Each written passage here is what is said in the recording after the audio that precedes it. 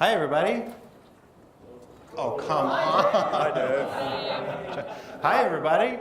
What's up? There we go. That's better. So I know I'm the last talk of the day. Thank you for bearing with me, but I want to get a little bit going here. So thank you very much for that introduction. As he said, my name is Dave.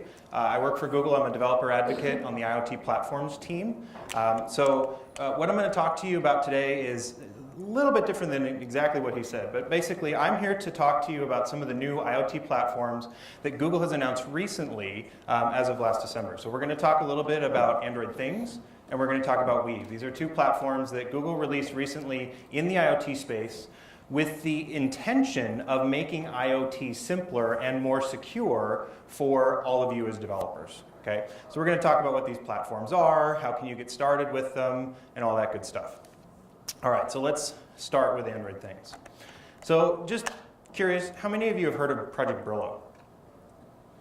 Okay, about half of you. So if any of you were here last year, I stood in this exact same spot in this room telling all of you about Project Brillo and how cool it was and the interesting things that it was going to take about. Project Brillo was an internal project that Google created. They announced it at Google I/O in 2015. It didn't really see much in the public eye other than people knowing that it existed. It was primarily worked on internally with partners and other early access folks, but we never really released it to the public. AndroidThings is the evolution of Project Brillo. It is now public. It's currently released in developer preview.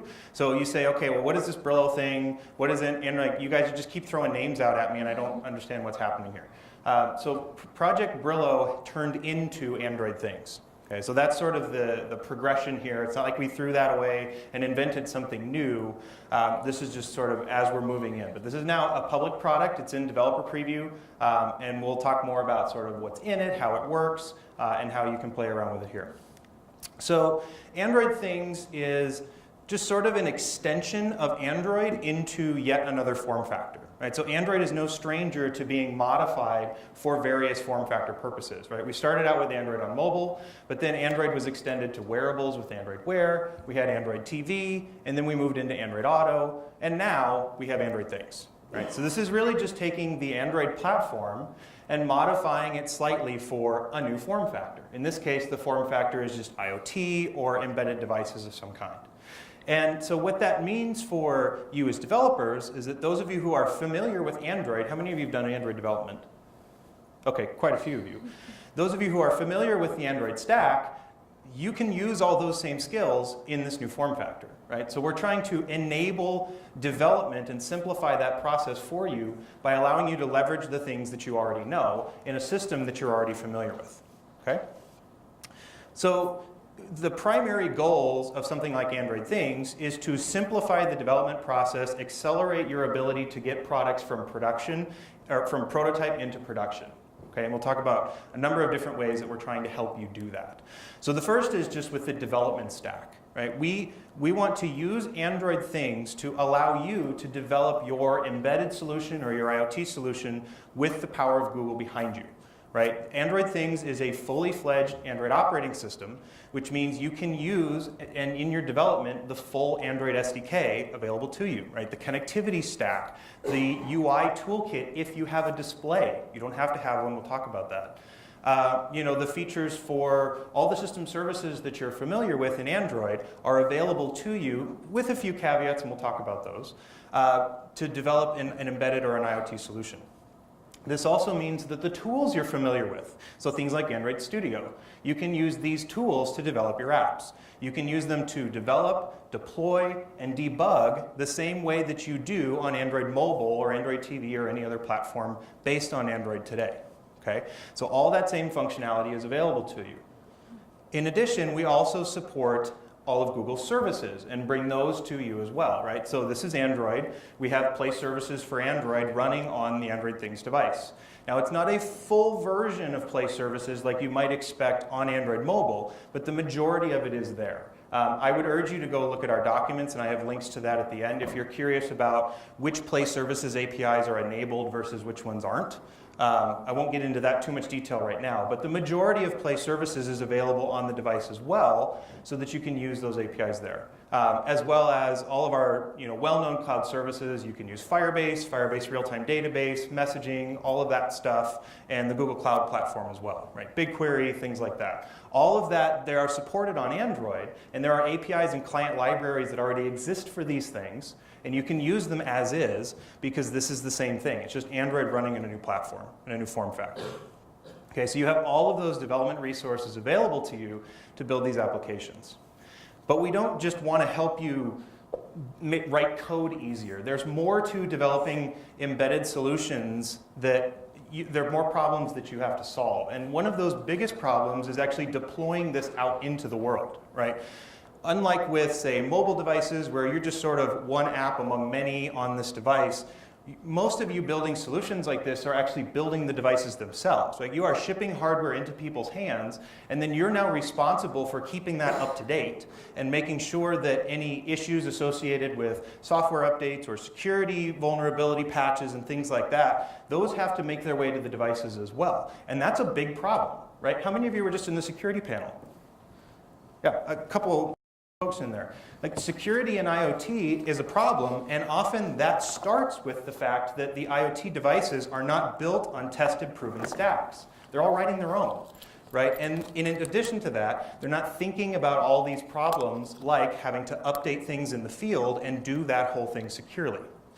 Google has been doing that with Android for almost a decade, right? And we want to be able to bring those same services and that same infrastructure to you as developers.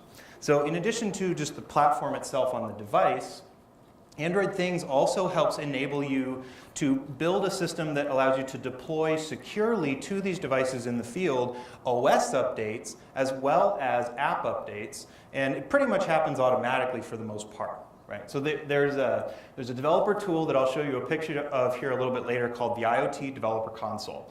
And you could think of this, if you've done Android development, sort of like the Google Play Console. It somewhat serves the same function where it's your interface to upload the code that you've developed for that device. And then we can take that and pair it with the code that we are managing and ship down the operating system to the devices that you have in the field. Okay? So part of AndroidThings is that you're not responsible for managing the whole stack. Right? The lower level of the operating system, the kernel and the framework and all those pieces that make up the core Android OS, Google is going to manage those for you. If there's a security update, which Google does every month for Android, those updates are going to be patched into the system automatically for you. All you are responsible for managing are the apps that you want to write, and in some cases, maybe some driver functionality on top of that. We'll talk about that a little bit later. But those pieces are all you're responsible for. You upload those to the developer console, and then we take care of taking your code, the Android code, merging it into a secure image that we sign using Google's keys, the same way that we sign OTA updates to Android devices today. And then the process of actually shipping those down to the device. So the version of AndroidThings running on the device also has all of the update functionality built into it so that it's securely checking for updates, downloading those devices or updates in the background, applying them, and managing that whole process so that you don't have to write the code to do that, and you don't have to write it and accidentally introduce a vulnerability into that chain, right? Making sure that that whole process happens automatically and securely. And then just as we do with Android on mobile devices, all of the security infrastructure associated with ensuring that that device image has integrity is in play as well, right? So once that image is on the device, using the same verified boot architecture to ensure that the system image you downloaded is the same one that you expected when you deployed it, and ensuring that it hasn't been modified or corrupted. This is all the same stuff that we do in Android on mobile. We're just applying it to this platform as well. Ensuring that if an update is downloaded, it's validated before the device attempts to boot from it. And then even if it's unable to boot for whatever reason, it can roll back to the previous version. Right? So AndroidThings uses an A/B update mechanism, very similar to what's now been introduced in Android 7.0 for like the Pixel devices. Okay, that same functionality actually originally came from Brillo. Probably heard me talk about it last year. They merged it into Android, and now AndroidThings is using that infrastructure as well.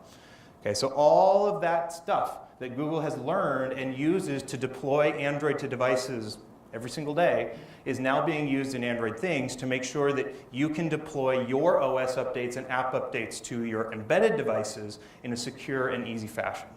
Okay? All right, let's talk about hardware a little bit. So inside of AndroidThings, I mentioned before that we're also very interested in helping you get from prototype to production.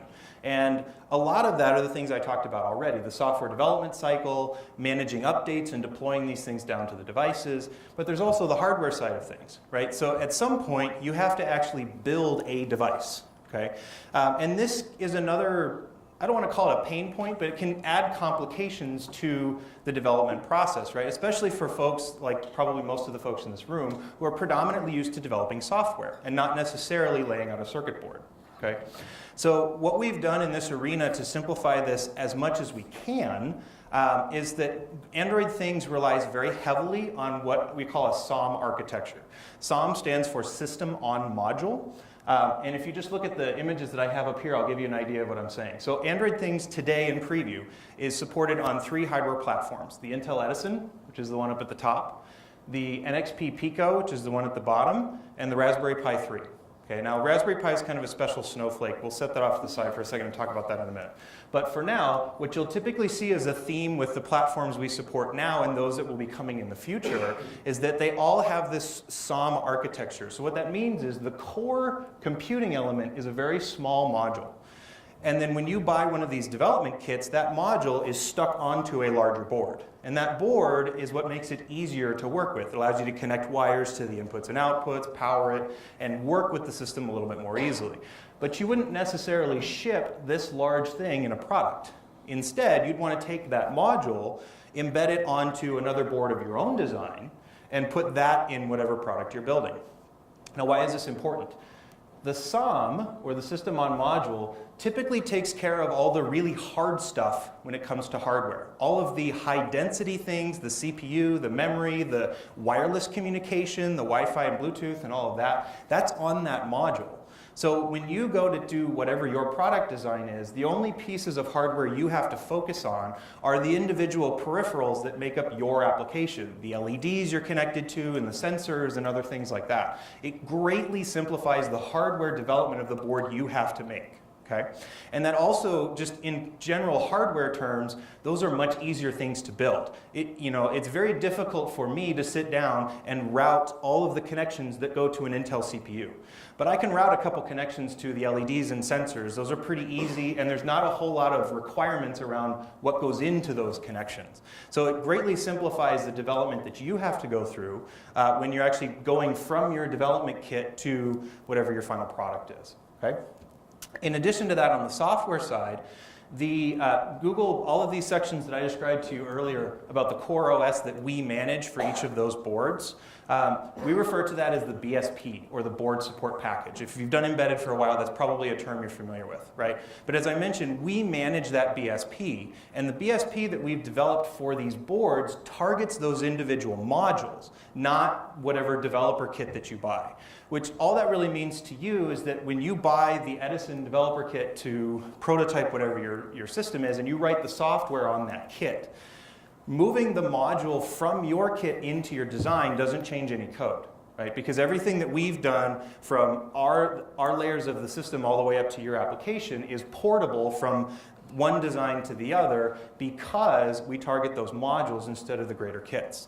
Also, just as you're probably familiar with in Android development in general, wherever possible, we make sure that the code you're writing is agnostic to any of these platforms. So if Edison is the platform that's working well for you today, but then later down the road you decide that you need to move to a different supported platform, you don't have to rewrite a bunch of your code and drivers and stuff like that to port onto a new platform.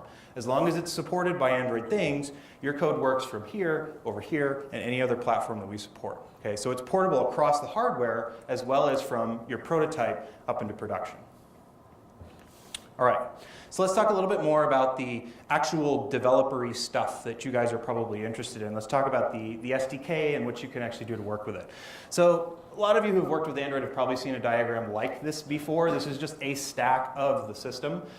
Don't focus too much on all the little pieces necessarily. The 2 bits I want you to focus on right now are the top 2 layers.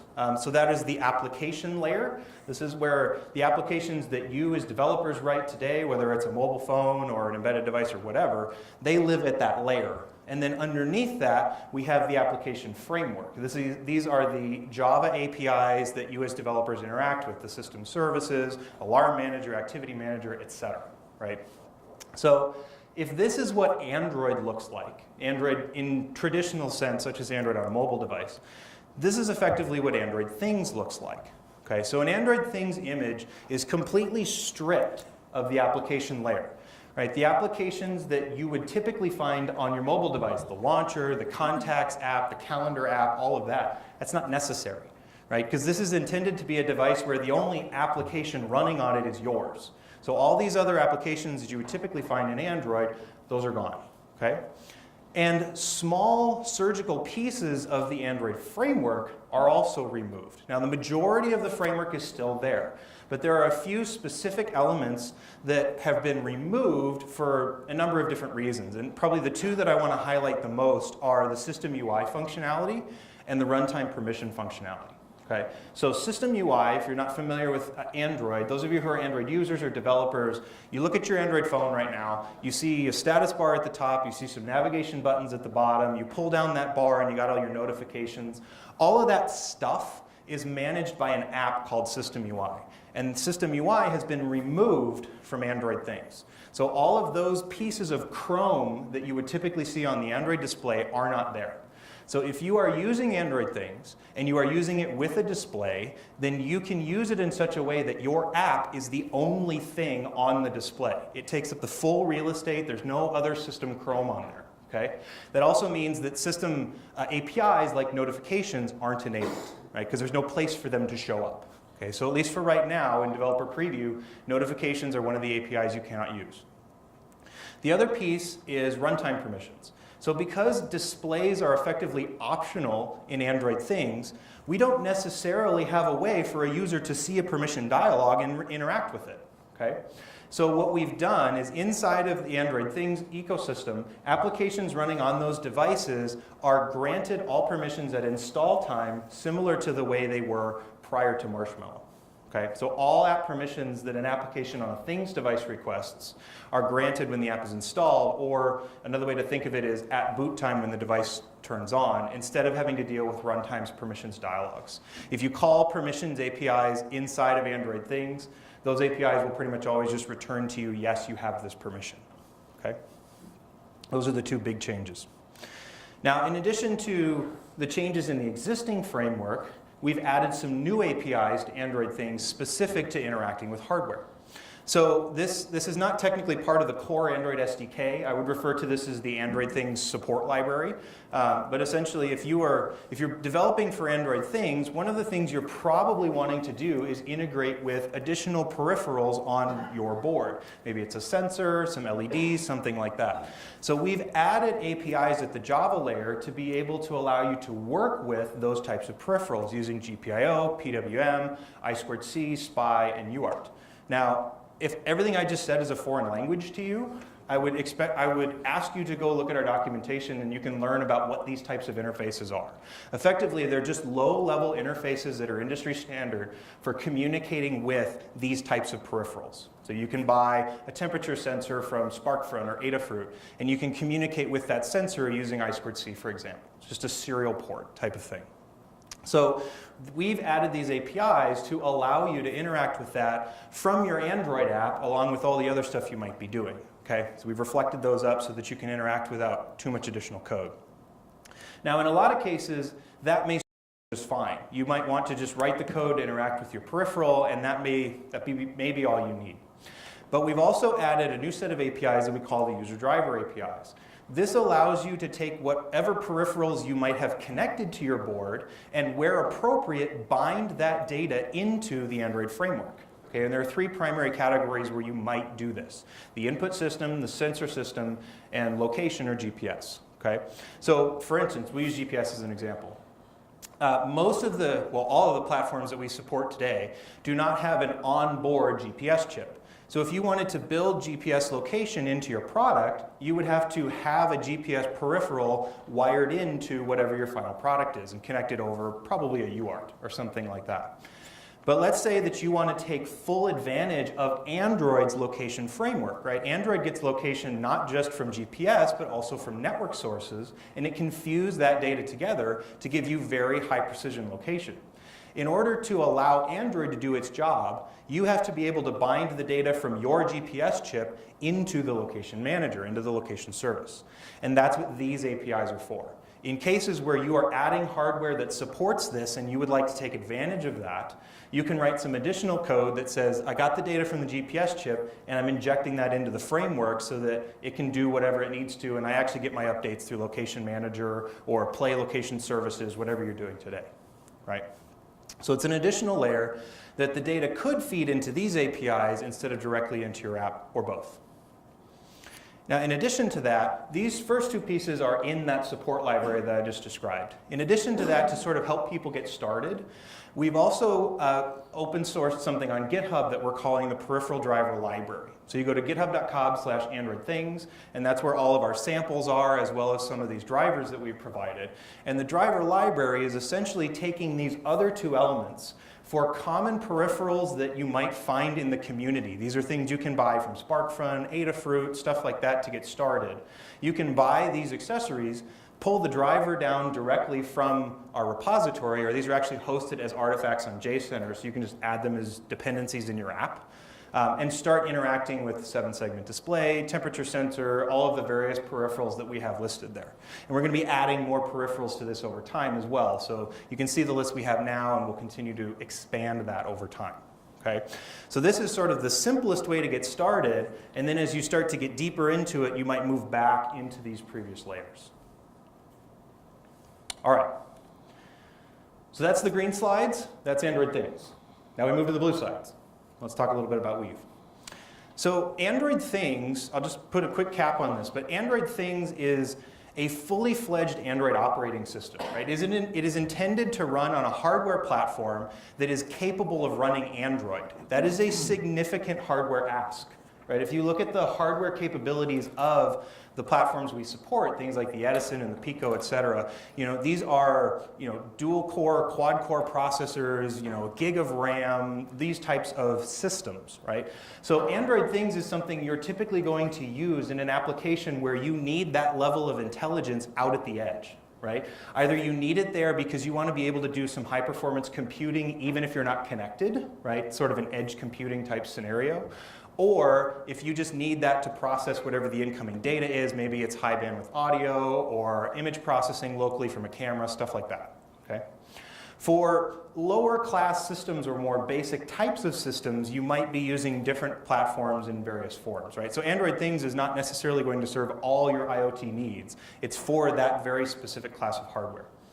Now Weve, on the other hand, Weve is a communications platform that is intended to enable device makers to build devices that connect home automation use cases into Google services, like the Google Assistant. Okay? So it is a very narrow, a very specific use case.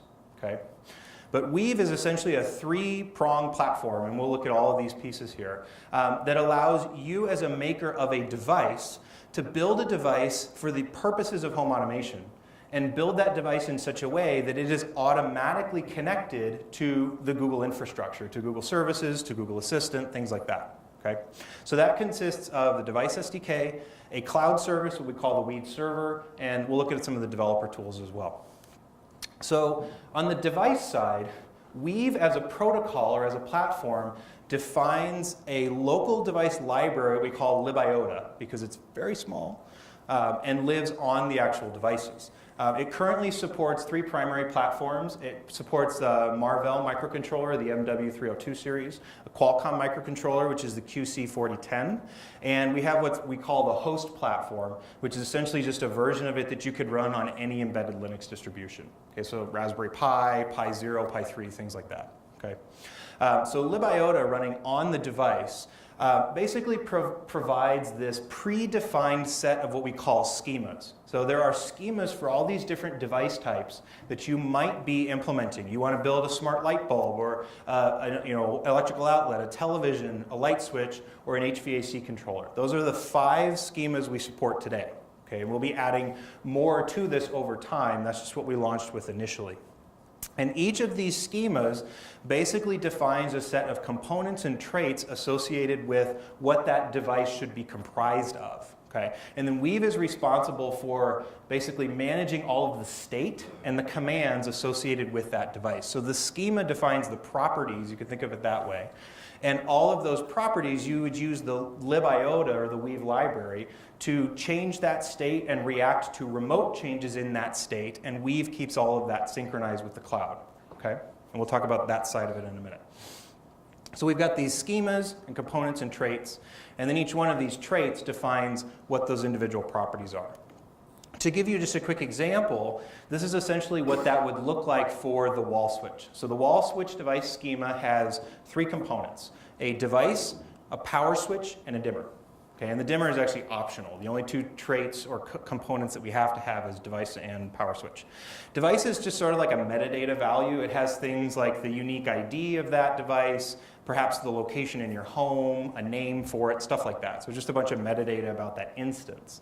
And then the other individual components are the properties of that device, right? So a wall switch has a power switch component, which is an on-off trait, right? It's basically a binary value. It's either on or it's off, or maybe we don't know, okay?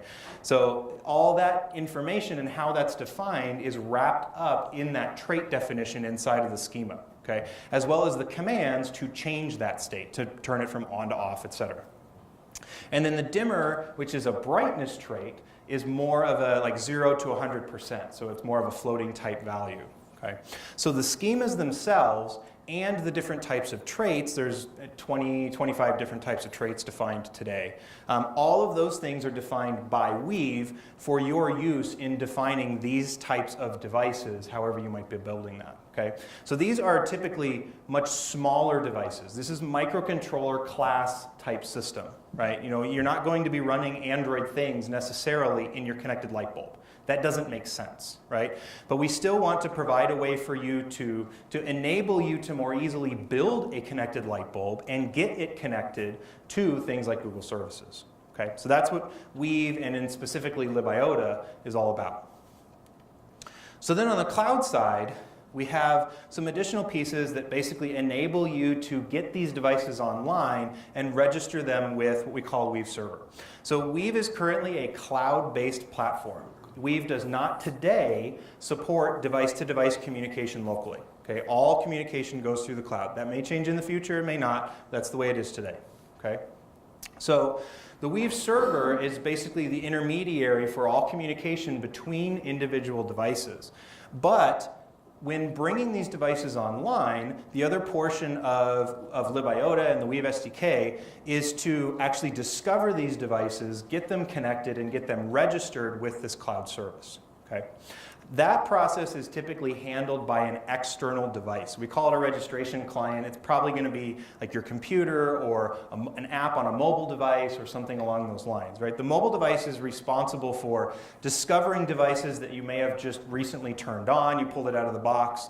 And that client device is responsible for figuring out how to connect to that device and get it on the network. Okay, so Weve doesn't have anything to do with that. Okay, you can do that any way you like, right? You talk to that device directly using NFC or Bluetooth or whatever you want to do to actually get that device, give it the credentials to get on the network and have access to the cloud. The parts where Weve intercedes is allowing you to initiate a registration process of getting that device connected to the Weve server and registering it so that it can interact with Google services. Okay? That part is a 2-step process where the registration client initiates that request first, is given a token that's handed over to the device, and then the device completes that process directly. Okay? There's documentation about how all that works on our website, and I'll show you that a little bit later on. So once the device is registered with Weve Server, at that point, it's basically automatically registered into Google Cloud. Right? So at that point, you can now interact with that device using various Google services, and primarily the one we're focusing on today is the Google Assistant. Right? So the real advantage of using something like Weve is that without any cloud infrastructure in place already for your device, you can build a device, connect it to the Weve server, and interact with it directly using the Google Assistant to control that device, whether it's a light or a switch or whatever, just using all of the Weve SDK and the Weve protocol. Okay, so that gets you immediately into, the Google Home, the Assistant on the Pixel, all of that stuff is just automatically works once these Weve devices are up and online. Okay, all you have to do is implement the device layer and then activate all of the Google Cloud pieces to set up your project, et cetera, et cetera. We have docs on all that on the site. Okay. So we'll finish up here with just a little bit about the developer tools. So I mentioned I'd show you the IoT Developer Console. That's what it looks like. Okay. So the IoT Developer Console is the one place you go for both of these platforms. Okay, so some of this is not fully functional yet on the AndroidThings side because we haven't gotten to that and we'll get to that in later previews. But eventually, AndroidThings applications will be deployed to devices using this console. And so you'll be able to upload your apps and have that packaged into an image, and everything I told you about earlier will happen through this console here. And this is also where you would provision your Weve devices. You can interact with Weve devices here using the test lab. So once a device is online, you can see that state. You can change state and send commands down to the device and see all that interact. You can do that directly from here, as well as provisioning the actual product. How does it attach to your Google Cloud project? You can see metrics on devices that are activated, and what commands are being sent, performance metrics, all of that information. So that's all going to be in the console here. That's iot.google.com/console. Okay, this is live today. Anybody can go and use this. I'll get to your question in just a minute. And then the last thing that I want to show you briefly is the Weve developer app. So in addition to doing this through the Cloud Console, from a Weve specific side, you can also use the developer app from iOS and Android to interact with your Weve devices. So this is not so much about provisioning them initially and creating that registration. That all happens through the devices or through the developer console. But once you have those devices online, you can use this as manage them, interact with them directly, send commands and stuff like that. So it's just another way to do that from the mobile side as opposed to from the developer console. This is not intended to be a user-facing app, right? Because these things are being hooked into the Google Assistant, users will interact with your device through the Google Home app or through Google Home devices. But these are more on the developer side to help you interact with the devices directly while you're building them and prototyping them. Okay? All right. So just a couple other things, and then we have some time for questions. So if you're interested in learning more about these platforms, I would encourage you to join the IoT Developer Google Plus community, so just g.co IoT Dev. Myself and all the other folks on the IoT team are in that community answering questions, and there's a lot of discussion in there between other folks using the platform, a lot of people showing off the stuff that they've made, stuff like that. So if you're getting into this and you want to play around with it, that's a great resource to ask questions and things of that nature. IoT.google.com is where you'll find sort of our landing page for all these platforms, things in Weve, and then you can drill down more from there. The documentation for AndroidThings, which as I mentioned is still in developer preview. You can find that on the Android dev site. So it's going to be at developer.android.com/things. And then for Weve, that's on the Google dev site. So that's developers.google.com/Weve as well. So it looks like we've got a little bit of time for questions. So anybody have a question? I know we had one over here first. Yeah, the platform Weve, you mentioned about 5 different things it currently supports, the predefined schema. Yes. Other than that, does it support anything else? Sure. So the question was, are there more than just the 5 schemas? The answer is today, no. We will be adding more schemas over time. We just announced all of this about 6 weeks ago. So in future revisions, there will be more schemas and potentially the ability to do custom schemas as well. But at least today, it's still limited to just those 5. I have one more question. Sure. Any of these, the Weve or the AndroidThings, are being already used in any of the Google products like Google Home? Ask that question again. I'm sorry, the last part. AndroidThings or these Google Weve has been already used in any of the Google products, like there was a Google Home product which was recently launched. Sure. So the question was, is Google internally using AndroidThings or Weve today? Not currently, no. Though I would expect that as those platforms leave preview and move more into stability, it would be odd for that not to happen. But we don't necessarily have anything to say on that at the moment. Okay, other questions? One back there. So you mentioned a few times that the platform supports Bluetooth, LE probably, but the developer preview 1 does not. Do you have any idea when that will be enabled? No, I don't. Okay, so let me repeat the question. The question was, will Bluetooth be supported in the platform, and do you know when?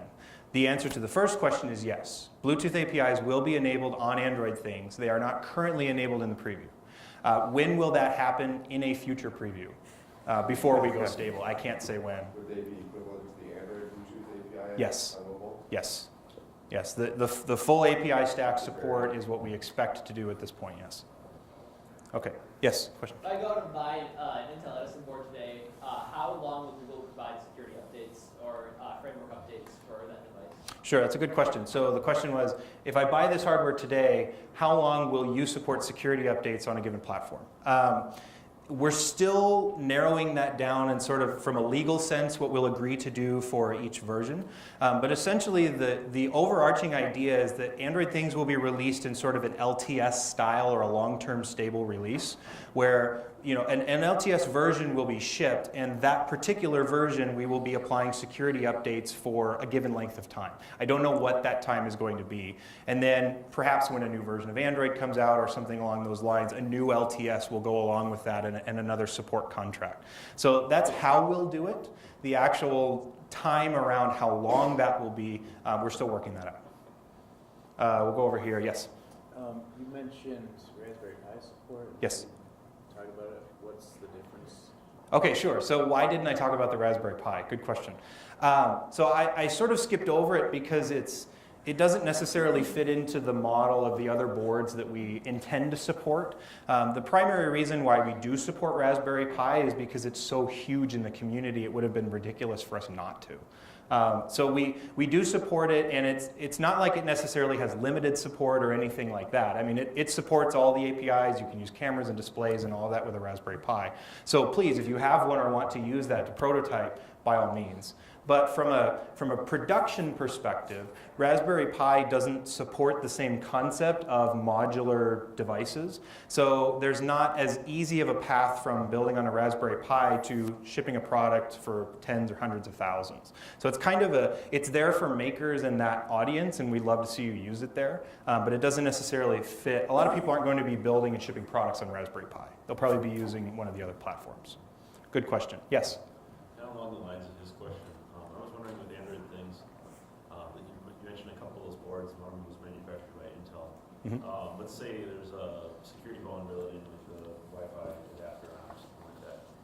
Do you guys have access to those drivers, or do you have to wait on Intel to provide those for you before you could potentially issue a security update? Sure, good question. So the question was, from a security perspective, we aren't building the whole stack, right? There's hardware partners underneath us.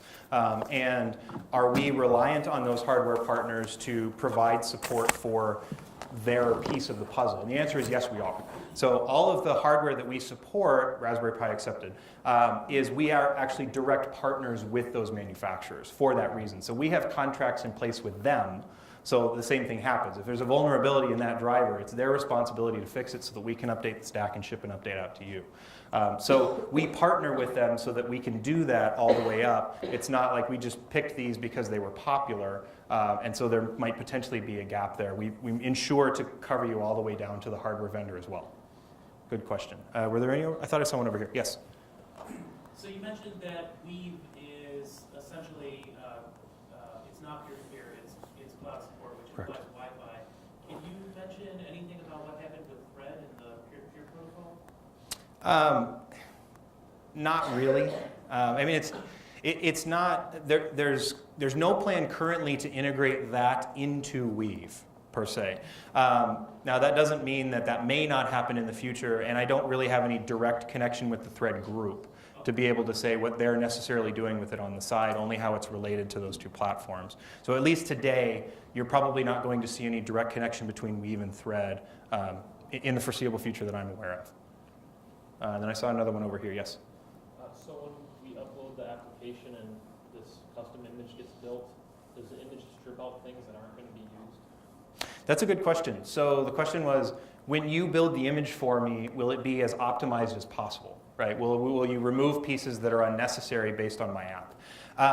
The short answer is none of that actually works yet. So all of that is possible. Nobody really knows for sure.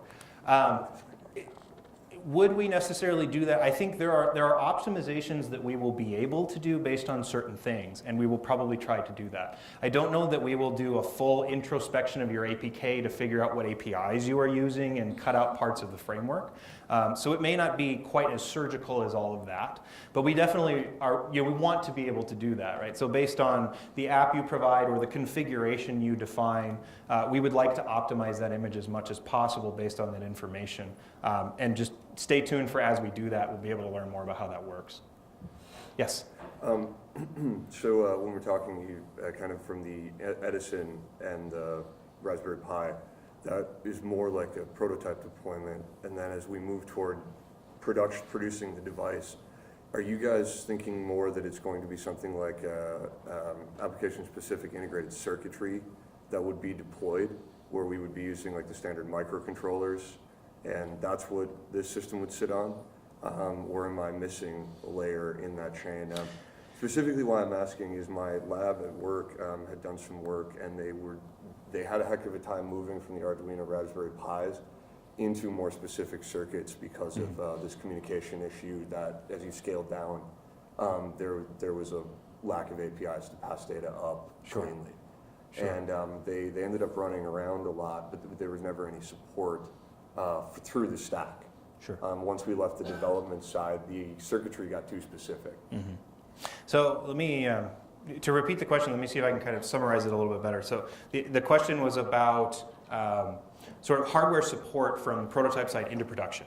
Yeah, right? That's the gist of the question. Yeah. So the intention of the platform today, which is why I described it in the way that I did, is that the intention is to use modular hardware so that the hardware that you use in prototype is in production, right? So when you're using the Edison, the idea is the Edison is small enough for your design that you can take it from your dev kit, and that is what you're using in your production device. You're just using a different carrier board for whatever your specific pieces are.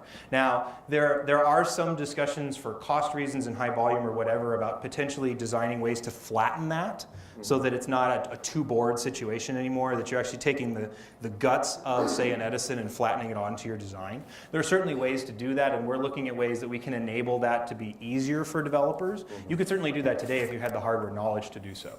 But the intention is to take what that platform is and reuse it in production, not necessarily have some sort of a translation plan between the Edison and whatever ASIC you want to have or something like that. Thank you, that answers my question. Okay. Exactly. Yes? Being this is more of an IoT device and you may be deploying a bunch of them, you only walk by them with your phone to connect to Wi-Fi or whatever, what are the sizes of the updates to the OS? Would we expect something smaller because it's a reduced package, or is it still going to be megabytes? Sure, good question. So the question is, what do the update sizes look like? Similar to the question about how the images will be built, we don't have any metrics on that because it's not done yet.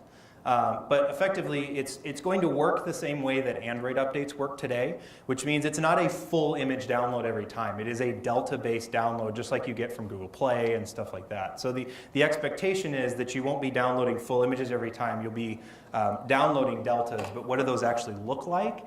That I don't have any metrics on just yet. We're a bit too early in the preview to answer that. Okay, I got time for maybe one more question. Straight ahead. So I built things with Particle. Yes. So what are could you summarize the real difference between some of the other platforms and AndroidThings like Particle?